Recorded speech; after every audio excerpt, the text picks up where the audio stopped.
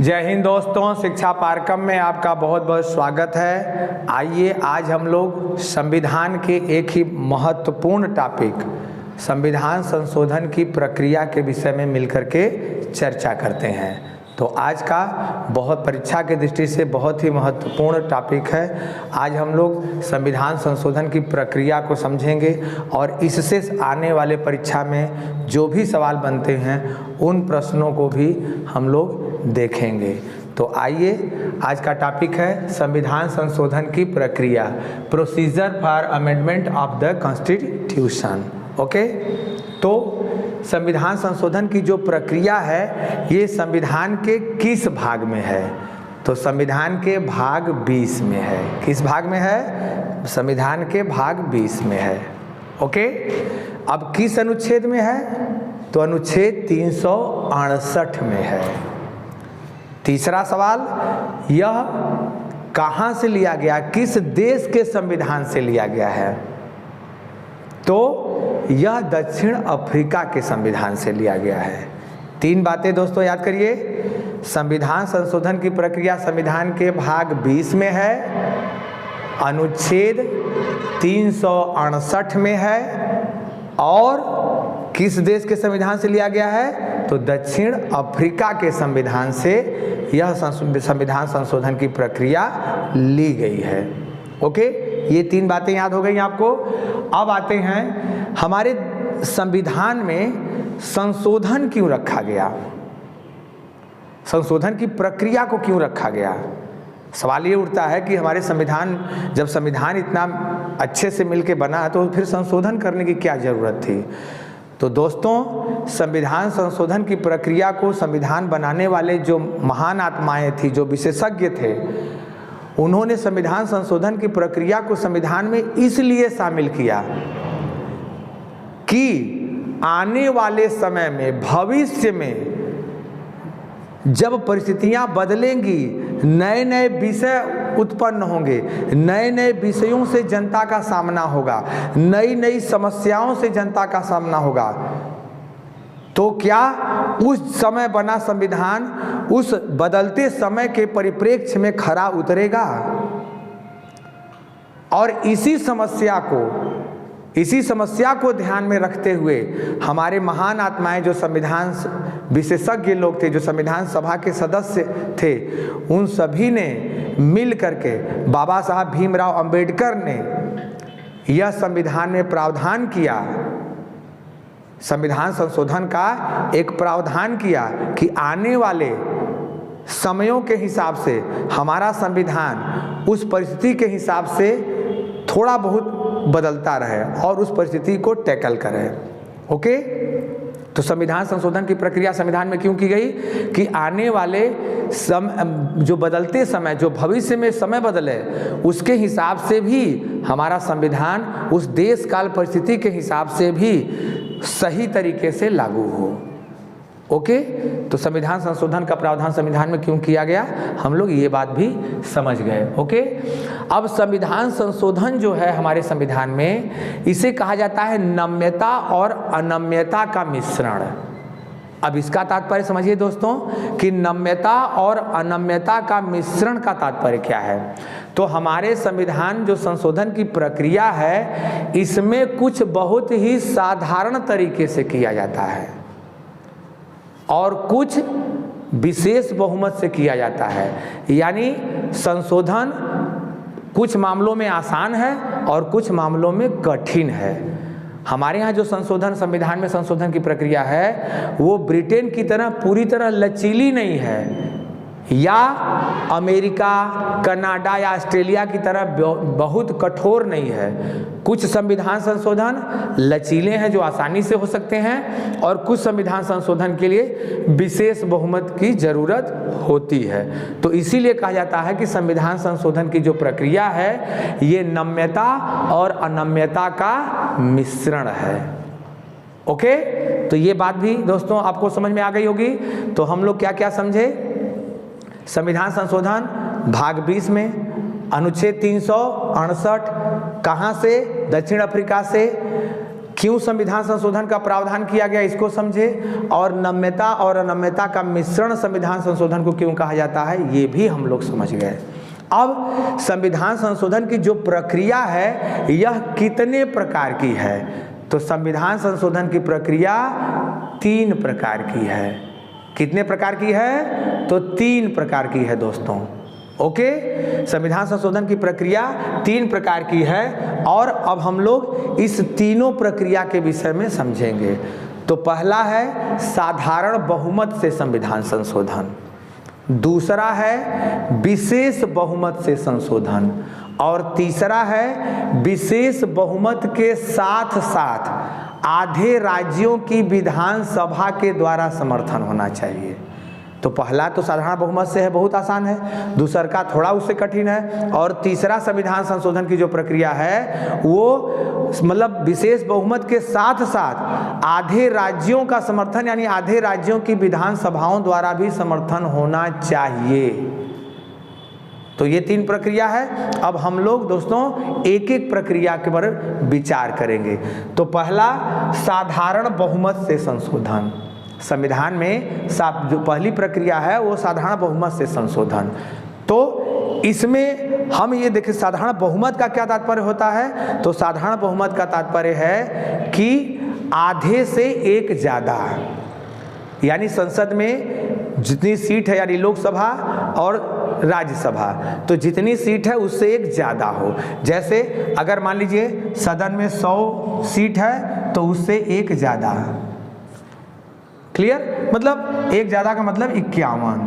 अगर मान लीजिए इसमें 100 में 60 लोग आए हैं तो 60 में 31 लोग अगर पास कर देंगे तो वो पास हो जाएगा, क्लियर। तो साधारण बहुमत से तात्पर्य होता है आज जितना सदन में उपस्थित हो उससे आधे से एक ज़्यादा, यानी सदन के आधे बहुमत से एक ज़्यादा होना चाहिए। अगर इस प्रक्रिया द्वारा इतने ही बहुमत से अगर कोई संविधान संशोधन होता है तो उसे कहते हैं साधारण बहुमत द्वारा संविधान संशोधन।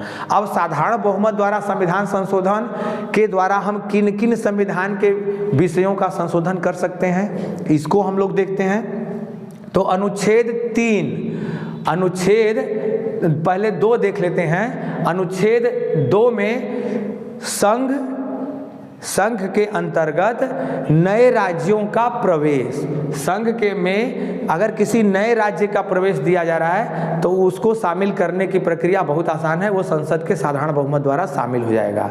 अनुच्छेद 3 ये कहता है कि नए राज्यों का निर्माण या राज्यों की नाम, सीमा या क्षेत्र में परिवर्तन करना है तो वो भी संसद के साधारण बहुमत द्वारा संशोधन किया जाता है।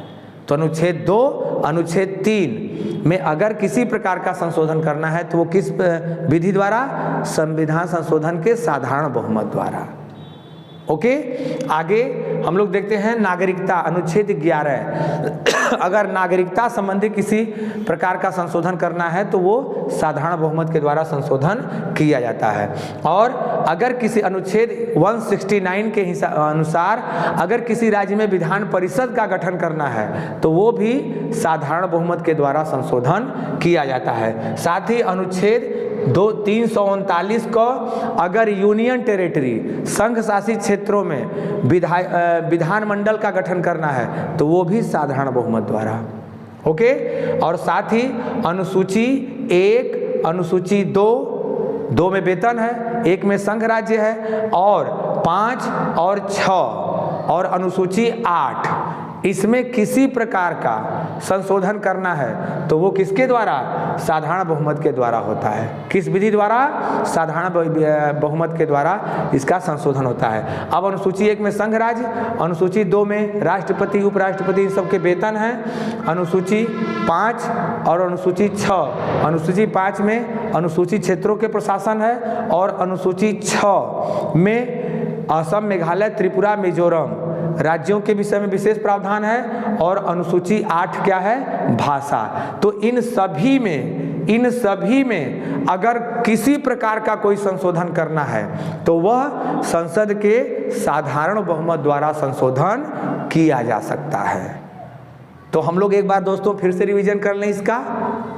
तो अनुच्छेद 2, अनुच्छेद 3, अनुच्छेद 11, ओके, अनुच्छेद 11, अनुच्छेद 169, अनुच्छेद 339 को, और अनुसूची 1, अनुसूची 2, अनुसूची 5, अनुसूची 6 और अनुसूची 8। इसमें किसी प्रकार का अगर संशोधन करना है तो वह किस विधि द्वारा? साधारण विधि द्वारा, संसद के साधारण बहुमत द्वारा इसका संशोधन किया जा सकता है। तो दोस्तों हम लोग पहला प्रकार सीख लिए, जान गए, हमें याद हो गया। अब आइए दूसरे प्रकार, जो विशेष बहुमत द्वारा संविधान संशोधन किया जाता है। तो विशेष बहुमत द्वारा जो संविधान संशोधन किया जाता है, इसमें विशेष, पहले हम लोग जानेंगे कि विशेष बहुमत का क्या अर्थ है। संसद में विशेष बहुमत का क्या अर्थ है, पहले दोस्तों हम लोग ये जानते हैं। तो विशेष बहुमत का तात्पर्य है कि जैसे हमारे यहाँ, जैसे मान लीजिए लोकसभा में 545 सीट है, 540 है मानिए, जैसे लोकसभा में 540 सीट आप मान लीजिए, है नहीं लेकिन मान लीजिए, ओके, 540 सीट है। अब विशेष बहुमत का तात्पर्य बता रहे हैं आपको दोस्तों। तो 540 सीट है, अब इसका आधा कम से कम उपस्थित होना चाहिए। तो इसका आधा हो गया कितना, इसमें 2 का भाग दे दीजिए, तो 2 दूनी 4, 2 7 14, 270। यानी जब विशेष विधि द्वारा संविधान संशोधन किया जाएगा तो उसका उस सदन के आधे लोग उपस्थित होने चाहिए। यानी 540 सीट अगर है सदन में तो उसमें 270 लोग उपस्थित होने चाहिए, और उस 270 का 2/3, उस 270 का 2/3, ये 2/3, ओके। तो 3 9 27 और 9 दूनी के 18, 180। यानी ध्यान से समझिए, विशेष बहुमत का तात्पर्य होता है कि उस सदन के बहुमत, और बहुमत का 2/3। तो दोस्तों मैं उम्मीद करता हूं कि आपको ये चीजें क्लियर हो गई होंगी। फिर से समझिए, विशेष बहुमत द्वारा संविधान संशोधन का तात्पर्य है कि उस सदन के बहुमत, जैसे मान लीजिए लोकसभा में 540 सीट है मान लीजिए, और इसका बहुमत का मतलब है इसका आधा, और आधा का 2/3, आधा का 2/3, आधा हुआ इतना, और इसका 2/3 यानी 180। यानी 180 अगर समर्थन में है तो विशेष बहुमत द्वारा किसी संविधान के किसी भाग का संशोधन, यानी जो उस विधि द्वारा होने वाला विषय है उस विषय का संशोधन किया जा सकता है। और संविधान के अधिकांश भागों का, अगर आपसे कोई सवाल पूछे कि संविधान के अधिकांश भागों का संशोधन किस प्रक्रिया द्वारा होता है, तो संविधान के अधिकांश भागों का संशोधन विशेष बहुमत द्वारा संशोधन की प्रक्रिया द्वारा होता है। ओके, तो हम लोग 2 प्रकार से देखे, साधारण बहुमत का तात्पर्य समझे और कौन कौन से संविधान में संशोधन इस विधि द्वारा होंगे, किन किन विषयों का। दूसरा हम लोग विशेष बहुमत देखे, विशेष बहुमत का तात्पर्य क्या है हम लोग देखे, और विशेष बहुमत द्वारा किन किन संविधान के किस विषयों का संशोधन होता है, तो अधिकांश भागों का, याद रखिएगा। क्लियर। अब आते हैं तीसरा प्रकार। तीसरा प्रकार जो है संविधान विशेष बहुमत के साथ जो तीसरा संशोधन की प्रक्रिया है, संशोधन की तीसरी जो प्रक्रिया है उसके द्वारा, तो वो प्रक्रिया है विशेष बहुमत के साथ साथ आधे राज्यों का समर्थन। यानी अगर कोई विधेयक संसद से पास होता है तो उसको राज्यों की विधानसभा और जहां विधान परिषद है उसका भी समर्थन मिलना चाहिए। तो संसद जब पास कर लेगी उसके बाद भारत के जितने भी राज्य हैं उसके आधे, अगर 28 राज्य हैं तो कम से कम 14 राज्यों की विधानसभा या जहां विधान परिषद है उसके द्वारा वह पास होना आवश्यक है, तब वह संविधान संशोधन माना जाएगा, वरना नहीं माना जाएगा। ओके, तो फिर से समझिए, तीसरा जो संविधान संशोधन की प्रक्रिया है उसमें विशेष बहुमत के साथ साथ आधे राज्यों का समर्थन होना चाहिए, यानी आधे राज्यों की विधानसभा के साथ भी समर्थन मिलना चाहिए और उस विधेयक को आधे राज्यों की विधानसभा का समर्थन मिलना चाहिए। ओके, अब इसमें कौन कौन से संविधान संशोधन किए जा सकते हैं? तीसरे प्रक्रिया द्वारा हम संविधान के किस किस भाग में संशोधन करते हैं? ये थोड़ी कठिन प्रक्रिया है। सबसे सरल ये है, उससे कठिन ये है, और सबसे कठिन संविधान आधे राज्यों का भी समर्थन होना चाहिए। तो अब इसमें कौन कौन आते हैं? तो अगर संघात्मक ढांचे से संबंधित किसी प्रकार का संशोधन करना है। अब आप कहेंगे कि संघात्मक ढांचा क्या है? तो संघात्मक ढांचा का मतलब होता है कि जैसे हमारे यहाँ समाजवादी शासन है, लोकतांत्रिक शासन है, संघीय शासन है, गणतंत्रीय शासन है, संविधान का शासन है, विधायिका, कार्यपालिका, न्यायपालिका, ये सब अपने अधिकार कहाँ से लेते हैं? संविधान से लेते हैं। तो अगर इसमें किसी प्रकार का संशोधन करना है तो वह किस प्रक्रिया द्वारा? ये तीसरी प्रक्रिया जो है, विशेष बहुमत के साथ साथ आधे राज्यों का समर्थन मिलना चाहिए। आधे राज्यों का समर्थन का दोस्तों ये तात्पर्य है कि उसकी राज्यों की विधानसभा और विधान परिषद द्वारा समर्थन मिलना चाहिए। ओके, तो संघात्मक ढांचे में अगर किसी प्रकार का परिवर्तन करना है तो वो इस प्रक्रिया द्वारा। ओके, दूसरा, राष्ट्रपति के निर्वाचन या अनुच्छेद 53, अनुच्छेद 54 और 55 याद रखिएगा। अनुच्छेद 54 और 55 ये राष्ट्रपति के निर्वाचन या राष्ट्रपति के निर्वाचन की रीति से संबंधित किसी प्रकार का संशोधन करना है तो वो भी विशेष बहुमत के साथ साथ आधे राज्यों के समर्थन होना चाहिए। ओके,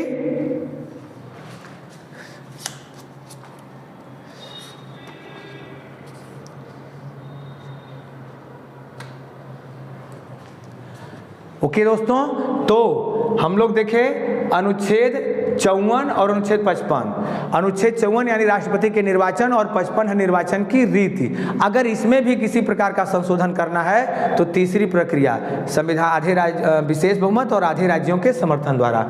आगे हम लोग देखते हैं कि अनुच्छेद 73 अगर कार्यपालिका शक्ति का विस्तार कर रहे हैं, प्रधानमंत्री अपने पावर को बढ़ा ले, अपने मंत्रिमंडल के पावर को बढ़ाना चाहते हैं, तो वो भी तीसरी विधि द्वारा संशोधन किया जाएगा, यानी विशेष बहुमत और आधे राज्यों के समर्थन। अगला अनुच्छेद 162 संघ की कार्यपालिका शक्ति का विस्तार और राज्यों की कार्यपालिका शक्ति का अगर विस्तार करना है तो विशेष बहुमत के साथ साथ आधे राज्यों के समर्थन वाले प्रावधान द्वारा संविधान संशोधन किया जाएगा।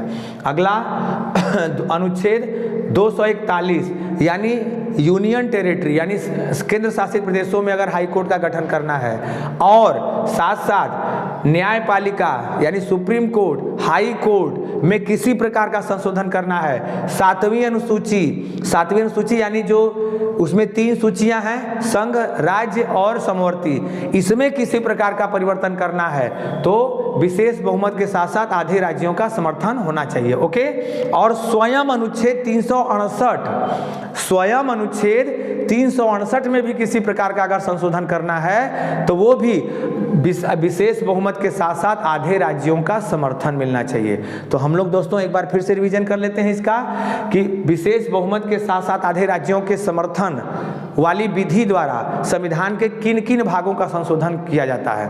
तो पहला, जो भारत के संघात्मक ढांचे में किसी प्रकार का परिवर्तन करना है, तो दूसरा अनुच्छेद 54 और 55 यानी राष्ट्रपति में किसी प्रकार का परिवर्तन, और अनुच्छेद 73 संघ की कार्यपालिका शक्ति का विस्तार या राज्यों की कार्यपालिका शक्ति का विस्तार अनुच्छेद 162, और यूनियन टेरिटरी में हाई कोर्ट बनाना है तो साथ ही न्यायपालिका, सुप्रीम कोर्ट, हाई कोर्ट में किसी प्रकार का परिवर्तन करना है उनके प्रावधान में, 7वीं अनुसूची में किसी प्रकार का परिवर्तन करना है, और स्वयं अनुच्छेद 368। क्लियर।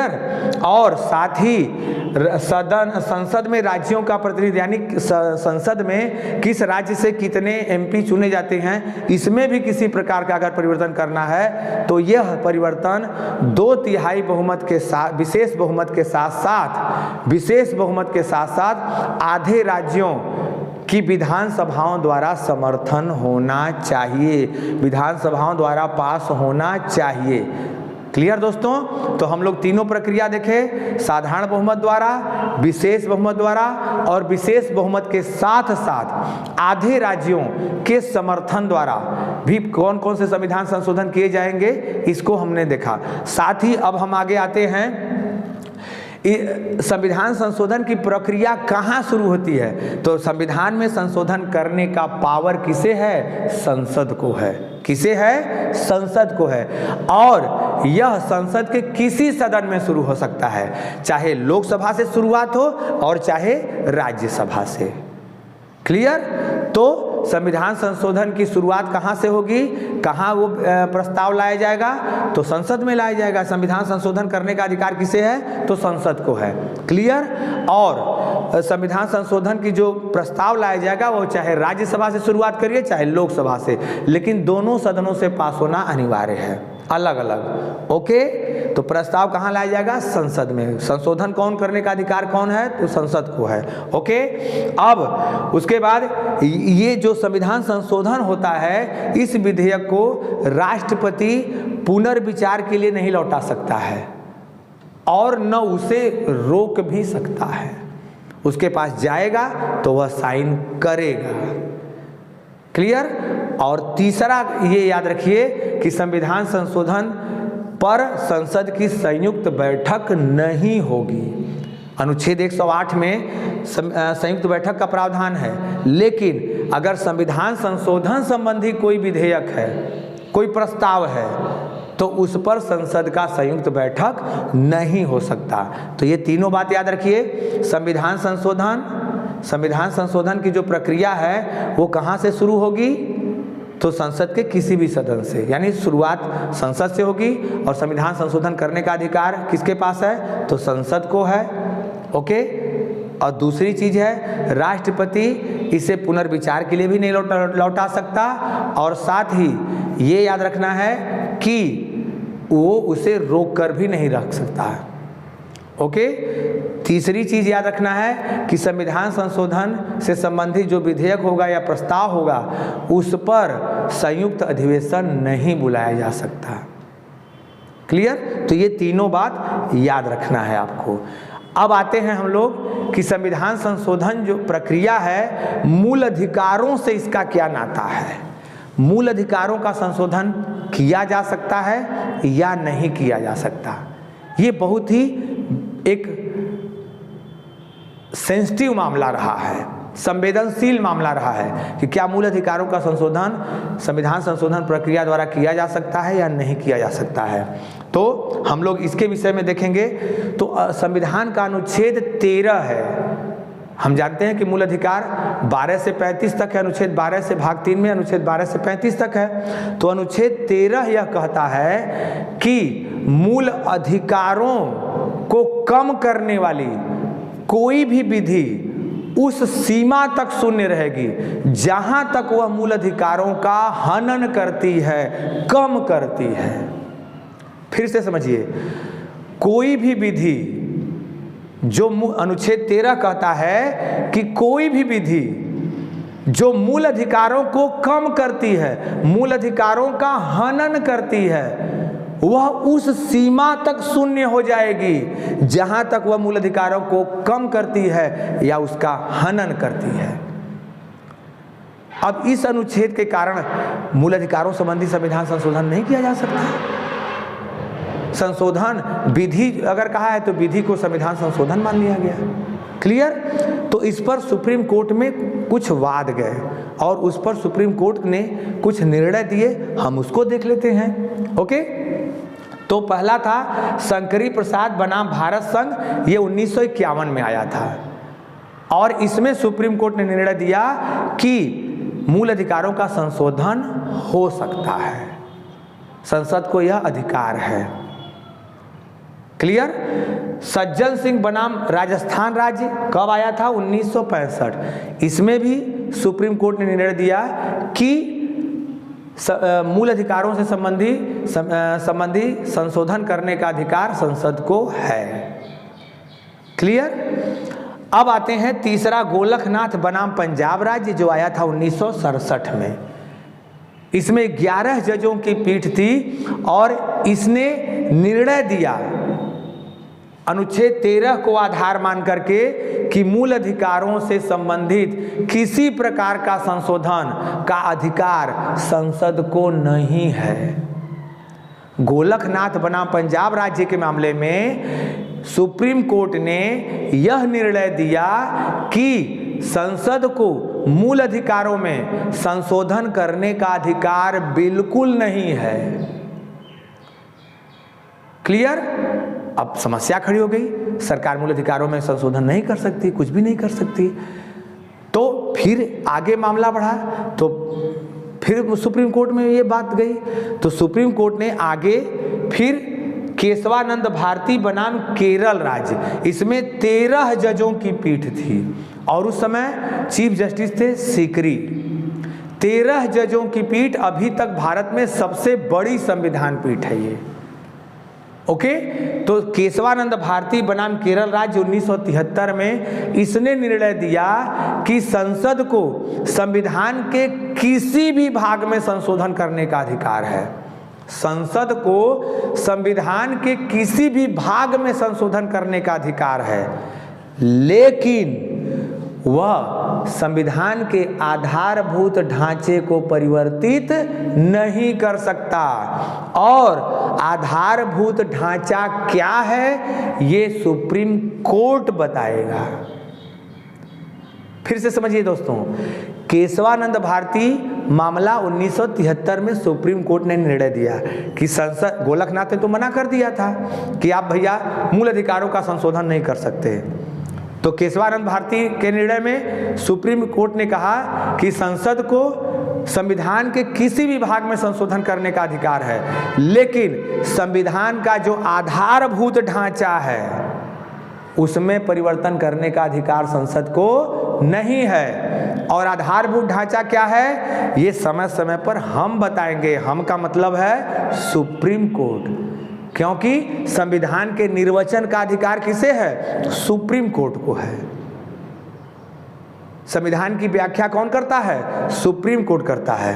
तो अब ये मामला आया कि अब केशवानंद भारती में निर्णय आया सुप्रीम कोर्ट का कि संसद संविधान के किसी भी भाग में संशोधन कर सकती है, मूल अधिकारों में भी संशोधन कर सकती है, लेकिन उसकी एक सीमा तय कर दी गई कि संविधान का जो आधारभूत ढांचा है उसमें आप संशोधन नहीं कर सकते हैं। ओके, फिर मामला अभी शांत नहीं हुआ। उसके बाद मिनर्वा मिल्स बनाम भारत संघ मामला आया और ये 1980 में आया। इसमें भी सुप्रीम कोर्ट ने केशवानंद भारती वाले निर्णय को समर्थन दिया और साथ ही यह जोड़ दिया कि जो न्यायिक पुनरावलोकन है, न्यायिक पुनरावलोकन ये संविधान का आधारभूत ढांचा है और इसको संसद समाप्त नहीं कर सकती है। ओके, तो ये हम लोग जो मूल अधिकारों के संशोधन संबंधी जो सुप्रीम कोर्ट के जजमेंट थे उसको भी हम लोगों ने देखा। तो दोस्तों, हम लोगों ने आज संविधान संशोधन की प्रक्रिया संबंधी जो भी जानकारियां थी उसको हम लोग आपस में मिलकर के चर्चा किए। मैं उम्मीद करता हूं कि उन सारी जानकारियां को आपको समझ में आई होंगी। आप एक दो बार वीडियो और देखिए, आपको और अच्छे से क्लियर हो जाएगा।